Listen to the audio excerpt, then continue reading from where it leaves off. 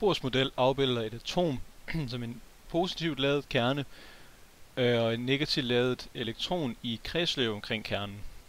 Det kan være flere elektroner, der kommer an på, hvad for et atom vi har med at gøre. Og det kan være flere skaller, men her har vi så 4 skaller, eller kredsløb, baner, som er fastlagt igen alt efter, hvad atom vi har med at gøre. Når et elektron springer fra en bane til en anden, kræver det en mængde energi.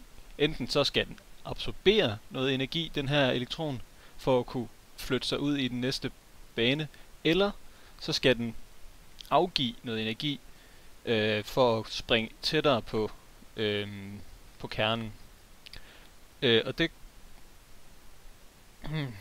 Den energi,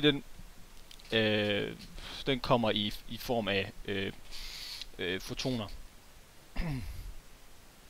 Altså højenergifotoner har en lav bølgelængde og ligger over i UV-spektrummet, og lav energifotoner har en stor bølgelængde, der ligger over mod infrarøde spektrum.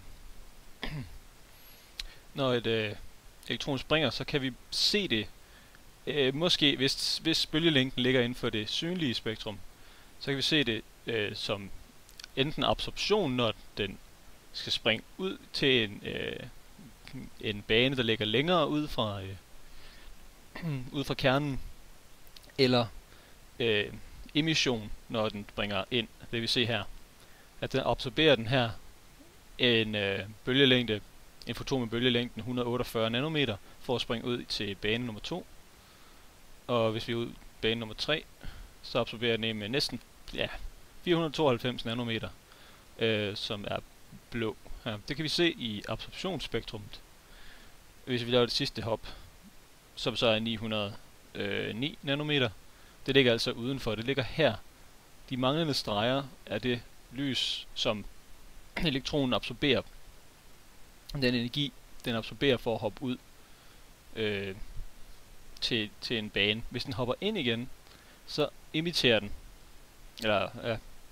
den et foton. Vi kan så ikke se den her. Den er for stor, eller har en for høj bølgelængde.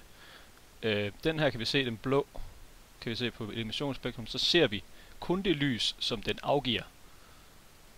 Og hvis vi hopper det sidste gang, så kommer vi ned på 148 nanometer, og ja, det ligger uden for det synlige. Så vi her, for den her atom, vil vi kun kunne se den blå bølgelængde her.